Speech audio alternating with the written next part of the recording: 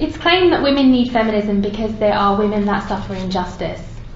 But this ignores that nearly all human beings suffer injustice at some point in their lives at the hands of either men or women. And justice for only one group of society to the exclusion of another is like a bird without one wing. It just doesn't fly. Men have a fundamental need for justice just the same as women do. And whilst the very word feminism discriminates, the word justice doesn't. Justice means giving people what they deserve or merit. But as we'll see, feminism and justice are not synonymous. Feminism is a highly ambiguous term, straitjacketing instead of liberating. It is the call for gender privilege, masquerading as equality. In essence, feminism denies the human reality, it is unclear, and not the cause for justice. To begin, feminists advocate that women have traditionally been dehumanized in a male-dominated society, which they call the patriarchy, and that it has always been better to be a man. But this one-sided claim snubs the privileges that women have often enjoyed simply for being women. The dynamics of society at the most basic level show that it has actually always been better to be a woman. Biologically, every woman counts in reproduction and perpetuating life itself, giving each woman an intrinsic worth regardless of what she does. It only takes one man, however, for many women to have children. So historically, this gave rise to the idea amongst human societies that men are largely disposable, whilst every woman is indispensable. This is why instinctively we prioritise safety and comfort for women rather than men, why women are rescued first in any emergency or disaster and get the first seat in lifeboats, why men tend to work longer hours, risking life and limb in the more dirty and dangerous jobs like being coal miners, oil drillers, foot soldiers, construction workers, rubbish collectors, and the male relative acting as the unpaid bodyguard in the home.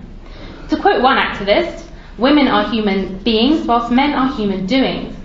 This privilege is not appreciated by feminists because, as pro-feminist Michael Kimmel once said, privilege is invisible to those who have it. When it comes to violent crime, the reality is that the more violent the crime, the more likely the victim is to be a man. Men are more than twice as likely to be murdered than women in the UK.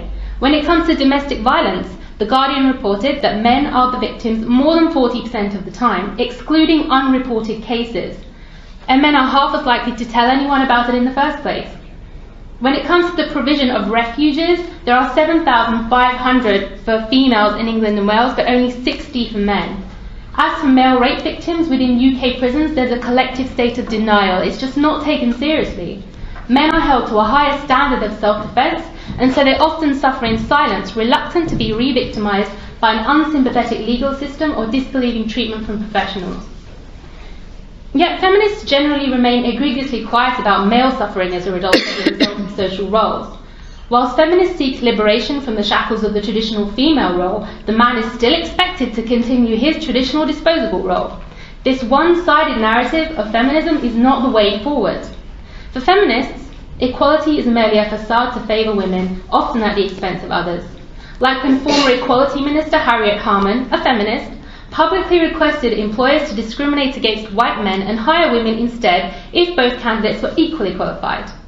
Or when former Equality Minister Patricia Hewitt, also a feminist, was found guilty of breaching the Sex Discrimination Act by overlooking a strong male applicant for a job in favour of a weaker female applicant.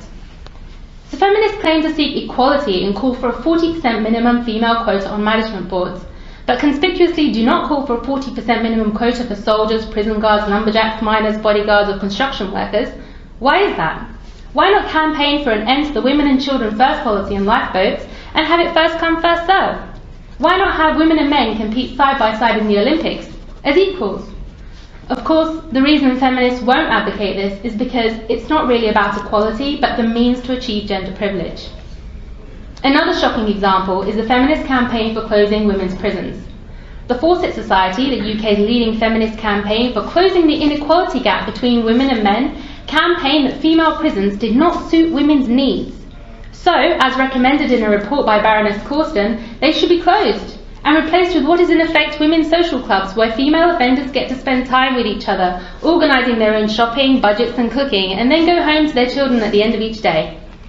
The Corsten report also stated that women and men are different. Equal treatment of women and men does not result in equal outcomes, going on to claim that women are governed by hormones in a monthly cycle which affects their moods and emotions. These biological factors have a direct bearing on the way in which women experience stressful events during their lives. If a man were to say that about treating women differently in the workplace, he'd be called a misogynist. Strangely though, feminists are completely happy for women to say that women are governed by hormones and cite biological factors when it comes to obtaining privileges. So for feminists, male criminals are to be punished to the full extent of the law, whilst female criminals should get comfort and help. Why is male suffering an injustice less important than female suffering an injustice? Surely justice doesn't discriminate, but as we can see, feminism does. Feminists are not asking for equal treatment, but special treatment, gender privilege. Women do not need gender privilege and therefore they do not need feminism. In reality, they, along with men, need justice, a comprehensive justice for all. Secondly, women need clear solutions. But feminism is unclear and evasive. Feminism comes in many different factions: conservative, liberal, socialist, postmodern, ecofeminism, and so on. With no shared value system or moral guidance, feminists don't agree on anything but the name and will happily contradict themselves if need be. For example, feminists have no clear position on the sexual objectification of women. Some feminists advocate androgenizing the female appearance, and others campaign for safer cosmetic surgery without challenging why women actually feel the need to have it in the first place. Because feminism cannot deal with complexities, it promotes the idea of individualism instead. The idea that women should be empowered through redefining their own expectations. And feminists are always on hand to dictate that women should make men the benchmark of these expectations. Instead of freeing women from male expectation, feminists expect free women to be male. Finally, I argue that feminism denies human reality. It straitjackets women and doesn't understand or accommodate the natural proclivities of the genders. Virtually all species, from bees to primates, have different gender roles, with different biological abilities across the sexes. Yet feminists insist that any gender difference between humans is invented, and there is nothing biological about men or women that should inform their social roles. Scientific studies have clearly demonstrated, however, the role of testosterone in building muscle, increasing competitiveness, confidence and risk-taking, making men better suited to the more hazardous and competitive roles of society. Because of testosterone, men naturally tend to be faster, bigger, possess more stamina and are physically stronger. So teaching a girl that she can naturally compete equally with men in everything is misleading. One absurd example of this is when feminists, attempting to achieve equal outcomes between the sexes, had the strenuous physical tests for UK firefighters lowered and the standards relaxed in order to accommodate more female firefighters. So the standards you can now expect from professionals in burning buildings and boardrooms, as I mentioned earlier, whether male or female, is much lower than before because of feminists. It seems feminists are implicitly agreeing with Plato when he said that women should be treated equally to men, except that not so much should be expected of them, leading feminists in their absurd quest for equal outcomes between the sexes to campaign for mediocrity in the workplace rather than meritocracy. Feminists argue that the division of labour in traditional families constrains women's opportunities, that women are discriminated against in getting jobs and wages, that there exists a wage gap between the genders. However, these arguments collapse upon further scrutiny because if employers could get away with paying a woman less for the exact same task that they could pay a man, why wouldn't they just hire women? Furthermore, statistics cited by feminists as evidence of the wage gap tend to lump full-time hours in with overtime hours, of which women tend to do far less than men. They also average earnings from disparate jobs like primary school teachers with investment bankers, sales engineers with chemical engineers, HR executives with finance executives. So they don't compare like-for-like jobs at all. Nor are women discouraged from entering higher-paying fields. They outperform men at university, but are more likely to choose languages, arts and social sciences, which pay less, whilst men are more likely to choose engineering, technology, math and sciences, which pay more. The division of labour once children are born also means mothers tend to intensify their home commitments, and fathers tend to heavily intensify their work commitments. Men seem to make this trade-off more than women, perhaps because men feel more obliged to earn than women do. The reality is that the statistics do not reflect discrimination, but choices. If there is a glass ceiling, it seems that women are the main architects of it because they get to trade off higher paying jobs for more flexible hours to combine work and family life, which means they don't only get the benefit of the father's wage, but also a better work-life balance for herself. Isn't that more important than arbitrarily chasing the highest paying jobs? Feminists don't want to be thought of as sexual objects, but seem happy to be valued according to their economic worth. Both assessments are materialistic, and neither should dictate the worth of a man or a woman. The wage gap is telling in that feminists cannot deny the impact of motherhood on the woman's life choices. that men and women cannot live lives completely autonomous from one another, that men and women actually need each other to make a whole. So that's the wage gap. But if feminists are so keen on equality, what about their silence on the cancer research gap, the education gap, the violent crime gap, the death on the job gap, the suicide gap, the life expectancy gap, all of which discriminate against men? In idolising the male and trying to create an androgynous sexuality where men and women are virtually identical, except for their anatomy, feminists have perpetuated a misogynistic self-loathing for the traditional female role. Motherhood and female tenderness is now viewed as a weakness. The strength of men, which can be used to lead wars just as it can be used to be fierce protectors, is often kept in check by the compassion and temperance of women. But when women abandon these qualities and want the same aggression that they perceive in men, what will be left? When feminists are insisting on taking over the male role, is it any surprise that men are shirking their responsibilities, which they once did with pride, diligence and selfless duty?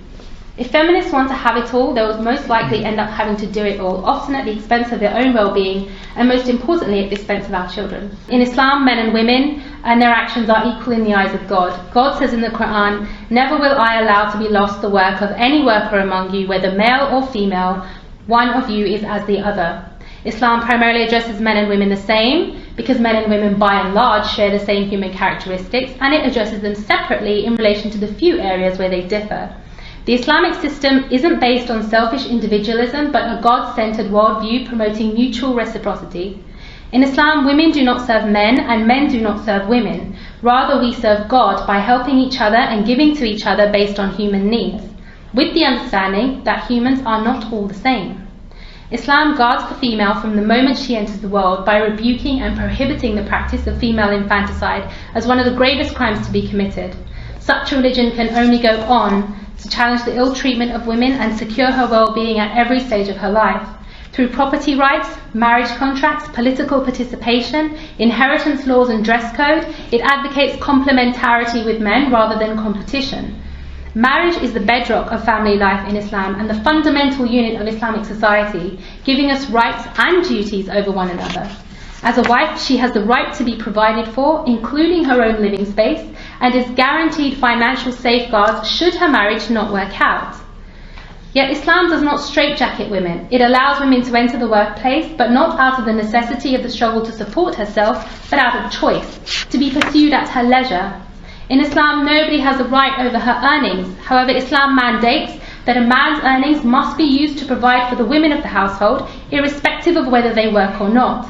Furthermore, as a mother, the woman is given preference for respect over the children, from the children over the father. Such is the esteemed role that she plays at the heart of the soul and the family, and by extension society. So Islam provides a clear, natural and just solution to ensuring justice for all humans, and has no need for feminism's vain attempts to reinvent the wheel that Islam set in motion over 1400 years ago. In Islam, power is not a virtue, it is a burden and a responsibility. Instead of seeking to empower ourselves, we should seek to empower justice.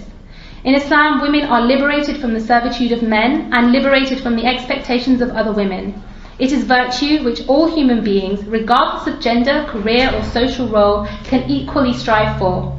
In the end, true self-worth and contentment doesn't come through submission to any aspect of creation, material, men, women, none of it. It only comes from submission to the Creator himself and all that he commands. Thank you.